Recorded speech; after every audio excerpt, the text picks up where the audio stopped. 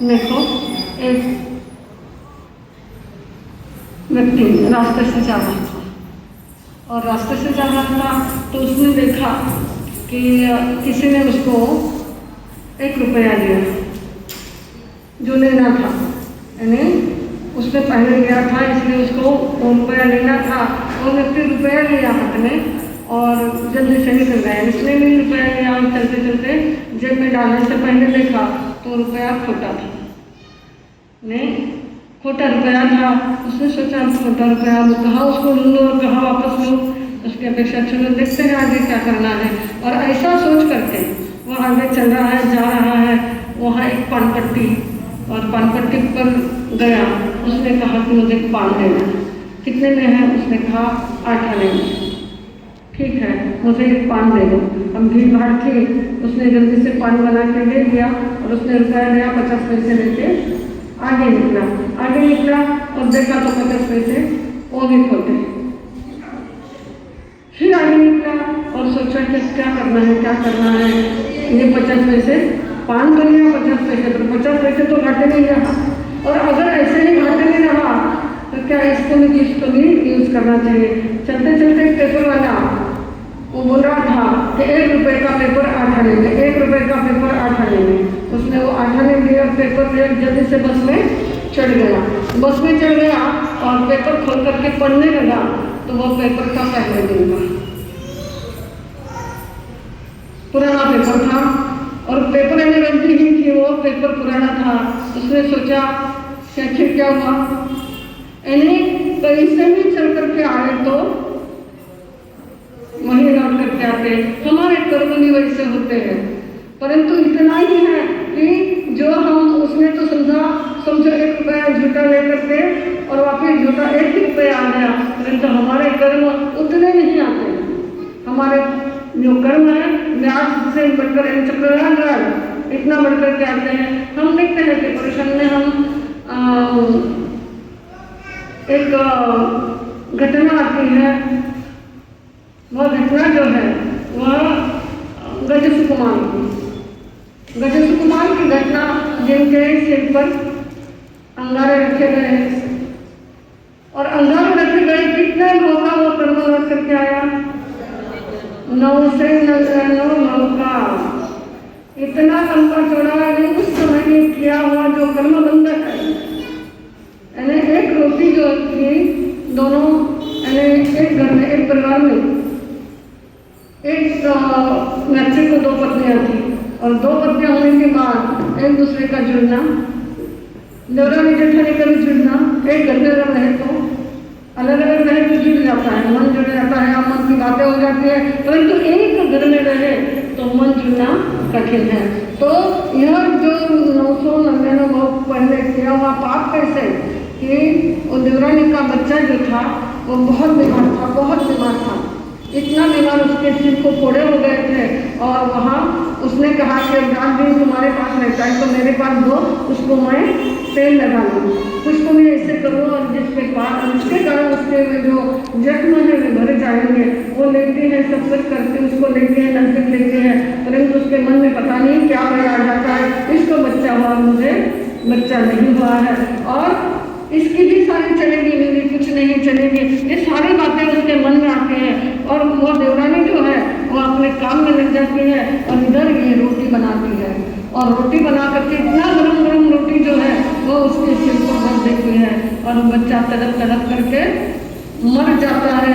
यह 999 पहले किया हुआ, यह जो इसका जीव, इस जेठानी का जीव जो है वह मर करके गजस कुमार का जीव और वह जो बच्चा है वो सोमेन ब्राह्मण होकर के उसने वो बदला लिया। तो कर्म का बदला कभी चुकाया नहीं जाता। आज करो, कल तो इस हाथ में उस हाथ में। आज तो कभी कभी ऐसा भी होता है कि इस हाथ में और उस हाथ में, परंतु आगे चल करके पता नहीं कितने लोग तक यह कर्म की परंपरा चलती रहती है और इसीलिए ख्याल रखना है कि यह चक्कर चलेगा। तो थोड़ी सी सजगता रही जीवन में, थोड़ा सा सावधानी रही हर बात में, हमारे बर्ताव में, हमारे इसमें। अब गाने तो मैंने इतने सुने जो क्या मांग रहे हैं, हमारी कृपा मांग रहे हैं, हमारा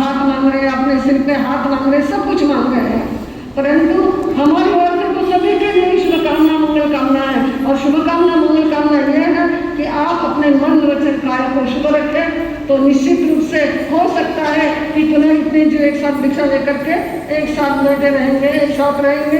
ऐसा भी हो सकता है क्योंकि रिश्ता ऐसा होता है कि जो एक दूसरे को खींच करके लेता है। भृगु पुरोहित और उनके दोनों बच्चे आए, संत को देखा, जाति स्मरण में हुआ, फिर आकर के पिताजी को कहते हैं, क्या कहते हैं, हमें तो दीक्षा लेना है, ऐसा नहीं कहते हैं, हम सब दीक्षा लेंगे, हम दीक्षा लेंगे। और फिर उनकी चर्चा होती है, दीक्षा लेने के लिए कोई सहज तो परमिशन मिलती नहीं, पहले भावना होना बहुत मुश्किल है और फिर परमिशन मिलना तो उससे ज़्यादा मुश्किल है। अब उन्होंने क्या किया कि हम दीक्षा लेंगे, परंतु पिता के जी में बस एक ही बात है कि बच्चे अगर चले गए तो हमारा कौन, बच्चे अगर दीक्षा ले रहे तो मेरा कौन। समझाते हैं, बुझाते हैं, सब कुछ करते हैं और इतना सब कुछ करने के बाद जब नहीं तैयार होते बच्चे दीक्षा संयम लेने के लिए तैयार इतनी जबरदस्त है उनके मन की, तो फिर वे सोचते हैं कि बच्चे संसार छोड़ करके जा रहे हैं तो मैं संसार में बस करके क्या करूं, मुझे भी जाना है, बिना बच्चों का रहना क्यों, इसलिए मुझे भी दीक्षा लेना है। और पत्नी को कहते हैं कि मैं भी, मेरे बच्चे दोनों दीक्षा ले रहे हैं तो मैं भी दीक्षा लेता हूँ। और जब वह दीक्षा लेने के लिए तैयार हुआ तो पत्नी नखरे शुरू कर देती है, क्या संभव है, एक बूढ़ा हंस जो है वो प्रवाह के विरोध में कभी जा नहीं सकता है, तो ऐसा नहीं। उसने कहा नहीं, मैं तो प्रवाह के विरोध में चल करके मैं उस धीर को प्राप्त करूंगा, मैं सिद्धि को प्राप्त करूंगा, मैं ही दीक्षा लूंगा। पत्नी विचार करती है कि बच्चे और पति दीक्षा ले रहे तो मैं रह करके क्या करूं। तैयारी हो जाती है, वो भी दीक्षा लेने के लिए तैयार होते हैं। अब घर में चारों ही परिवार के चारों ही दीक्षा लेने के लिए तैयार है और चारों जन दीक्षा लेने के लिए तैयार है तो घर का सारा सामान, घर की जो जायदाद है, जो भी कुछ है वो किसका रहेगा, सरकार का। सरकार लो आज भी अगर गिरो कोई नशे तो करने वाले सरकार नहीं जाने, सरकार जमा होता है तो यह सारा सामान जो है, बर्तन है, बाकी जितना जो कुछ है वो सारे गाड़ी में भर भर करके राजा के कोष में जमा हो रहे हैं और गाड़ी में भर करके आ रहे हैं, धूल उड़ रही है और महारानी कमलावती सहज खिड़की में जाके विचार करती है किसकी धूल है यह और इतने गाड़ी में भर के किसके आ रहे हैं। इसलिए वो राशि को पूछवाने भेजती है और समाचार मिलते हैं कि भृगु पुरोहित, उनकी पत्नी और दोनों बच्चे दीक्षा ले रहे हैं। वो विचार करती है ये सब दीक्षा ले रहे हैं और यह सारा धन कहाँ, भृगु पुरोहित है, ब्राह्मण है, राज पुरोहित है तो राजा ने उसको धन दिया हुआ है। किसने दिया हुआ है, राज पुरोहित है तो उनको जो सैलरी मिलती है कहाँ से मिलती, राजकोष से मिलती है। अब राजा ने यह धन उनको दिया हुआ वापस, जो वमन की हुई थी उसको पुनः ग्रहण कर रहे हैं। तुरंत वहां से निकल करके राज दरबार में और राज दरबार में जा करके वो अपने पति को यानी राजा को कहते हैं कि राजन ये क्या कर रहे हैं, जिस चीज को छोड़ा है उसी चीज को आप ग्रहण कर रहे हैं। वमन की हुई चीज को तो कौवे कुत्ते भी नहीं खाते हैं और तुम राजा होकर के इस सारे इसका सेवन कर रहे हैं। राजा कहता है कि बोलना सहज है, करना बहुत कठिन है। यह तुम इस प्रकार बोल रही हो परंतु सारी सुख सुविधा तुम्हें कहाँ से मिलती है, जो पैसा राजकोष से आता है उससे ही तुम्हें जो भी कुछ चाहिए वो सब कुछ मिलता है और इसीलिए तुम बोलती हो। तो उन्होंने कहा कुछ नहीं, इसमें मुझे सुख नहीं है। जैसे एक पिंजरे में, सोने के पिंजरे में पंछी रहता है और सोने के पिंजरे में पंछी रहता है तो वहाँ क्या सुख पाता है वो पंछी, उसको तो मुक्त गगन में सुख है। मुझे कोई सुख नहीं है इसमें और मैं तो दीक्षा लेने वाली, मैं निकल रही हूँ परंतु आपको छोड़ करके नहीं, तुम्हें भी साथ में चलना पड़ेगा। और वह उसको इस प्रकार यानी कोई साधु संत उपदेश देने के लिए नहीं है, वह खुद कहती है कि आप सोचो किसके लिए रुक रहे हो, किसके लिए यहाँ रह रहे हो। यह राजेश्वरी सो नरकेश्वरी, राजा कभी भी स्वर्ग में या दीक्षा अगर नहीं ली तो नरक में, और राजा अगर दीक्षा ले लेता है, राजा चक्रवर्ती जो भी है दीक्षा ले लेते हैं तो स्वर्ग या मोक्ष यह निश्चित है। अब उनको कहते हैं कि राजेश्वरी सो नरकेश्वरी क्यों बैठे हो, किसके लिए बैठे हो, मैं तो जा रही हूँ परंतु मैं अकेली जाऊंगी, किसको साथ में लेके, और पत्नी की बात कौन नहीं मानता, सबको माननी पड़ती भी है। तो राजा को वो समझाती है कि देखो राजन, तुम्हारे पास इतना है, सगळा सुनी, कोई नहीं सुनी इसी बात नहीं से सगळा आपका पत्नी की बात माननीच पड़े, पुरेसे पड़े, थोड़ो जाना अटने वटने आज नहीं तो काले सुनना तो पड़ेगा, उन्हें बिना के पर नहीं। तो वह कहते हैं, जब वो ऐसा कहते हैं तो राजा को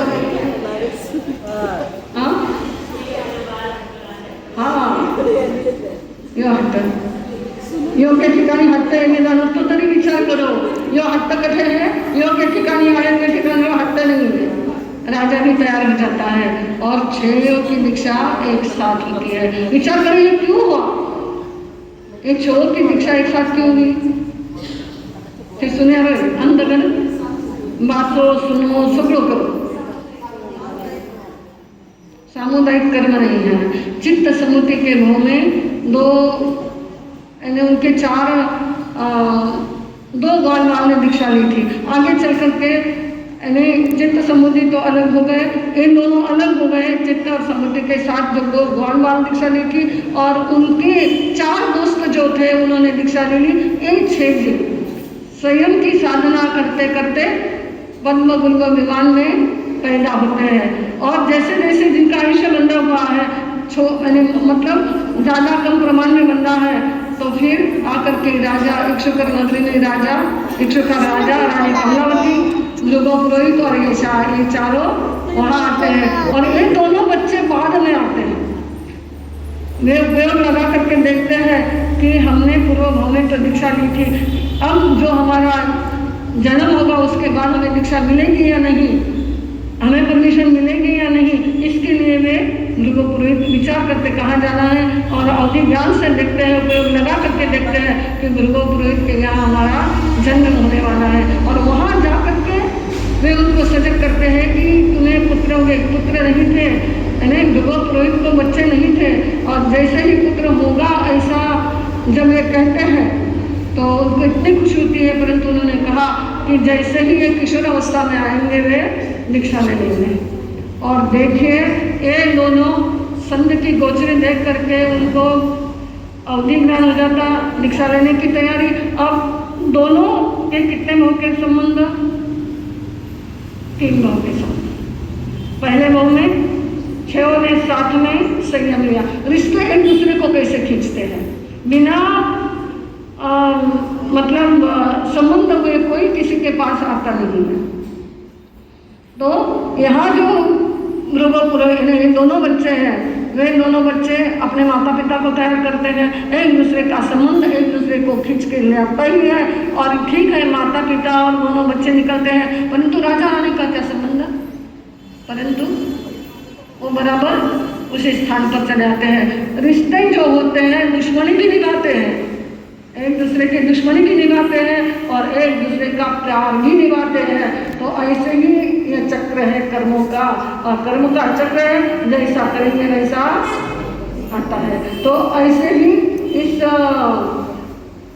गजसुकुमार और सोमिल ब्राह्मण का वैसे ही कर्म का चक्कर का, ऐसे ही कर्म के चक्कर में फंसते फंसते हम लोग इस संसार के इस समुद्र में चक्कर लगाते रहते हैं और चक्कर लगाते लगाते कभी अवसर आया तो संसार सागर से फिर जाते हैं। अब ये कब फिरेंगे, कौन कब फिरेगा, इसका कोई ये तो परिश्रम है, पुरुषार्थ, सम्यक पुरुषार्थ करे तो ही संभव है, नहीं तो नहीं संभव है।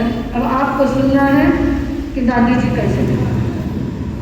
अब दादी जी के खुशी से हमने तो जन्म लिया, अब उस समय बचपन में पता नहीं, परंतु जैसे ही समझ आ गई तो दादी जी, आप लोगों के दादी जी कैसे थे, जिन्होंने हम लोगों को संस्कार दिए हैं, जिन लोगों ने हमको, दादाजी और दादी जी दोनों नहीं, कड़क स्वभाव के तो थे ही और उसी के साथ साथ दमदार, यानी कड़क, केवल कड़क नहीं, यानी दादी जी का स्वभाव जो था कड़क था, परंतु उसमें दमदार पड़ा था, जो आपने देखा होगा। उसमें एक हिम्मत थी, संयम था, मन पर संयम था, अंदर की नरम बाहर की कड़क की अपेक्षा, समय पर कैसा बर्ताव करना, किस समय अगर जीवन आया है तो उसको कैसे फेस करना, और वो भी फेस करते हुए केवल सभी को बोल चाल करके नहीं, किसी का मन दुखा करके नहीं, परंतु संयम से भी उसको फेस करना, और फेस करते हुए जो संस्कार भी है, वे संस्कार ऐसे लिए भले आज वो कड़क है, लेकिन कितना कड़क होता है, मने सो करे, जिसकी उसकी परिणति जैसे होती है वैसा ही मिलता है। तो उन्होंने संस्कार में ये सब किया। सबसे महत्वपूर्ण बात, अपना दुश्मन भी होगा और अगर सलाह पूछने के लिए आए तो लोग सलाह देते थे, कभी गलत सलाह उन्होंने दी नहीं। दीक्षा लेने के बाद, अब दीक्षा लेने के बाद तो समझो, अब उस समय में हमारी कैसी थी, 22 वर्ष की उम्र, और दीक्षा लेने की दीक्षा के पहले ही मुझे कहा था ध्यान रखना, जिसके लिए दीक्षा ली है उस बात को कभी भूलना नहीं, और इतना भी कहा था कि मेरा दूध किया है उस दूध को कहीं दाग ना ले।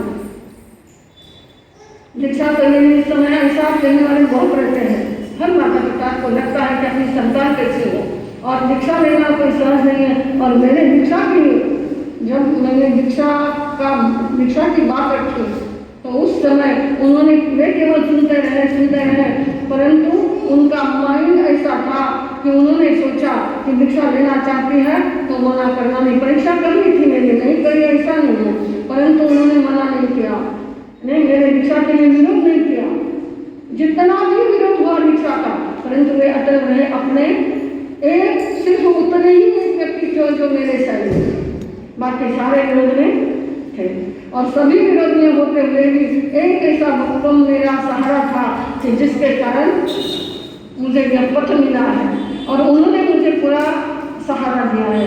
उनका एक इच्छा थी कि मेरे इतनी संतान मैंने पैदा की है, उसमें एक तो भी जिज्ञासन के मार्ग पर जाए, ऐसी उनकी भावना, परंतु कभी भी मुँह से बोल करके बताया नहीं। दीक्षा होने के बाद बताई मुझे एक बात, परंतु उसके पहले कभी मुँह से बोल कर बताया नहीं, किसी को कहा नहीं। दीक्षा लेना है तो उसके लिए परमिशन दे दी, और परमिशन देने के बाद जितना भी उसके बाद जो भी विरोध हुआ होगा उसके लिए उन्होंने कभी उनका साथ किया नहीं।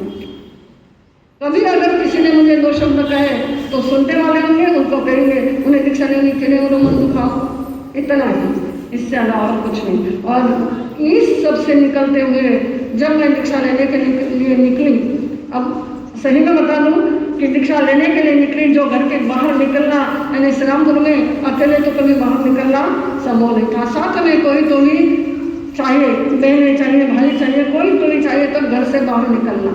और जब मैं दीक्षा लेने के लिए, और उनका भी कभी आगे आना करना, सभी के सामने ऐसे बैठना कभी चलता ही नहीं था घर में। जब मैं दीक्षा लेने के लिए घर से बिलावदी स्टेशन पर आए, स्टेशन पर पूरा फुल प्लेटफॉर्म हुआ था, सारे श्रीरामपुर के लोग थे, परिवार के सारे लोग थे, और उस समय उनको मुझे मिलने के लिए 1 सेकंड का भी टाइम नहीं मिला। मैं जाकर के रेलवे मतलब डिब्बे में बैठ गई, खिड़की की ओर मुझे जगह मिल गई थी, मैं बैठी, और इतने सभी लोगों को हटा करके आ गया। विचार करो, कभी किसी के सामने न जाने वाली व्यक्ति, परंतु हटा करके आए, और हटा करके आने के बाद मेरे सिर पर हाथ फिरा और कहा कि तुम सफल हो। यानी क्या वो मातृ हृदय होता है, कैसे वह श्री हृदय होता है, वो मातृशक्ति कैसे होती है, जो वहाँ से हम तो निकल गए, और आने के बाद फिर मैंने ध्यान में आया कि इतने लोगों को हटा करके कैसे आए। फिर मैं तो पुनः आ गई थी, और पुनः आने के बाद फिर मेरे बाकी के कार्यक्रम में लेकिन वो जो चलते हैं सो चलते हैं। दीक्षा लेने के लिए मैं जैसे ही निकली, यानी दीक्षा के दिन मैं जाकर के रथ में बैठी।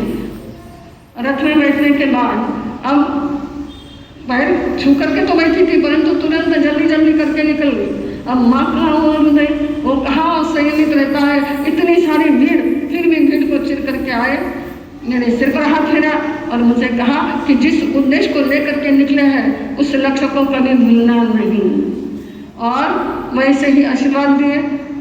दीक्षा हो गई। दीक्षा होने के बाद आखिर उनका मन कैसे होगा, क्या होगा, ये उन्होंने मुझे जो जो बताया वो अलग चीज़ है, वो होता ही है परिवार में। जहाँ मोह होता है वहाँ पर ये सारी बातें रोना धोना बाकी सब चलता है। तो यह चलता रहा, परंतु दीक्षा के बाद जब जब यह अवसर आए तब उन्होंने कहा कि देखो ध्यान रखो, दीक्षा नहीं है थे सुनंदा जी ने दीक्षा है, कभी बराबरी करनी नहीं। अब मैं विचार करो मारा मन में आयो कि अभी मैं दीक्षा लिया पीछे मैंने आज ये सब कह दिया है, यानी उस समय मेरे मन में ऐसा आया। परंतु फिर भी मैंने कहा कि ठीक है, तुम चिंता मत करो, मैं बराबर। यानी संस्कार देने की रीत कैसे होती है, बच्चों को बनाने के लिए रीत कैसे होती है। आखिर मैं भी छोटी ही थी, मेरी उम्र छोटी थी, परंतु उस समय मुझे कहना यह कितना आवश्यक था। उस माँ को ऐसा लगा कि नहीं, कभी अगर बराबरी करने गए और मन अगर खराब हो गया तो इनकी जिंदगी खराब हो जाएगी। और इसीलिए मुझे ऐसा कहा, ऐसे समय समय पर यह मुझे सतत सावधान करते रहे। ऐसे देखा जाए तो एक और जन्मदात्री माँ और दूसरी ओर यह सुसंस्कार देने वाले गुरु के समान उनका जीवन था। यह तो मैंने मेरे जीवन में देखा है समय समय पर। अब वैसे कड़क भी थे और वैसे नरम भी थे। सिद्धाचलम शुरू हुआ और सिद्धाचलम का कार्यक्रम संपन्न हुआ है, जैसे भूमि पूजन या जो भी कुछ कार्यक्रम होगा, और सब कुछ होने के बाद सब निकलने लगे, सब गए, थोड़ा सा रुके और मुझे क्या कहना कि माँ साहब दीक्षा ली है, सिद्धाचलम शुरू हुए हैं, पर ध्यान रखो, भूलजनों को लेके नहीं भूलना और चिंता करो। तो इस प्रकार की सुशिक्षा देने वाली वह माता थी और सुसंस्कार देने वाले। कोई कहीं भी गए, कितनी संसार में इनको अड़चने आ गई इनकी बेटियों को, परंतु उन्हीं अड़चनों में अपने हिम्मत से उन्होंने आगे बढ़े हैं। ऐसे सहज बढ़े नहीं हैं। आप लोगों ने तो देखा ही है, दादी जी ने ते लोगों ने देखे रखे, परंतु पूरा साथे साथे यानी स्वभाव यानी जिद्द यानी आगे बढ़ाना जो लक्ष्य वो अलग है। जितना सहनशीलता बहुत, यानी धैर्य जो है ना वो उनके पास, सहनशीलता उनके पास। कैसा भी प्रसंग आए, कैसा भी समय आए, यहाँ तक कि बाबा जी के लिए भी फेस करना उनको आया है। जिनके सामने कोई नहीं बोलते थे, उनके भाई भी नहीं बोलते थे, परंतु प्रसंग आने पर उनका मुकाबला करने की भी ताकत, ऐसे सिंहनी जैसी भी और गाय जैसी भी जिंदगी जिन्होंने जी है।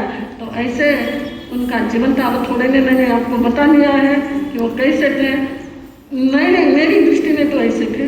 अब हर एक की अपनी अपनी दृष्टि होती है, अपना अपना उस समय का लेन देन का व्यवहार होता है, शब्दों का व्यवहार होता है, वो अलग होता है। पर आखिर हर एक व्यक्ति अपने कर्मानुसार कैसे चलता है। आप देखते हैं कि जैसे चक्कर चल करके वही वापस आता है, गोल चक्र होता है कर्मों का, पुनः वही वापस आ जाता है। तो वैसे ही यह सारा होने वाला है। मुझे तो ऐसा लगता है कि जो दूसरी की पढ़ाई भी कितनी की पता नहीं उन्होंने, परंतु आचरण सूत्र इतना सुंदर पढ़ के बताया। कहीं पाँच 10 वर्ष तो मैं आऊँ, 10 वर्ष रास्ता नहीं तो मैं आऊँ नहीं।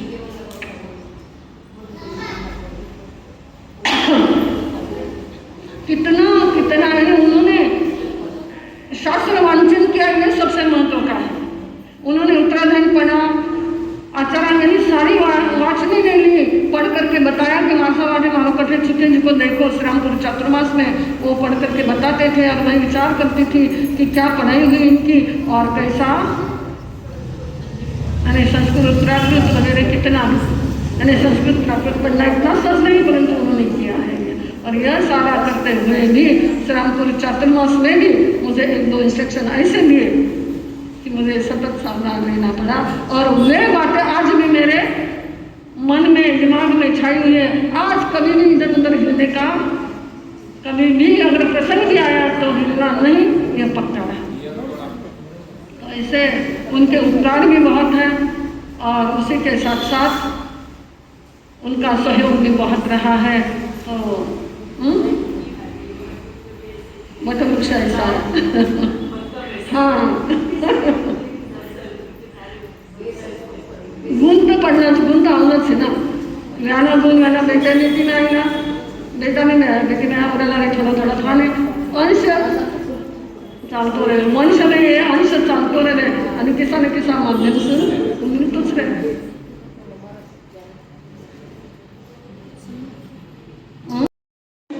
आणि उरा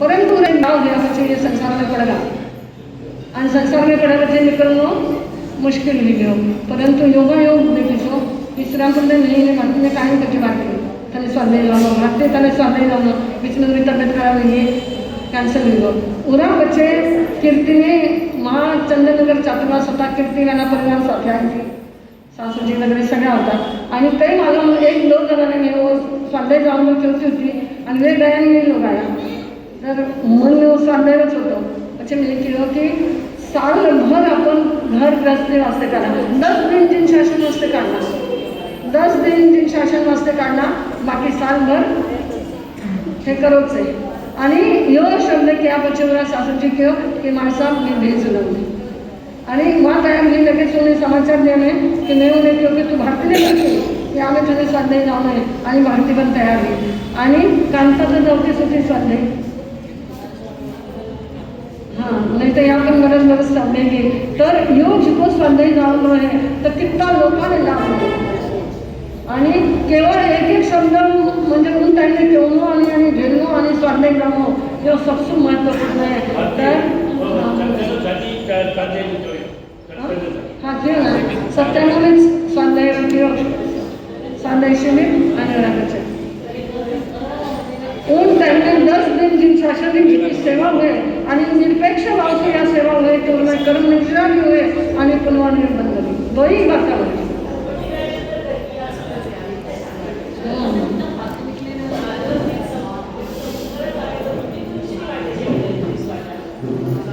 अबे ना यो आदर्शन दर्शन ये तयार होईल ना अच्छा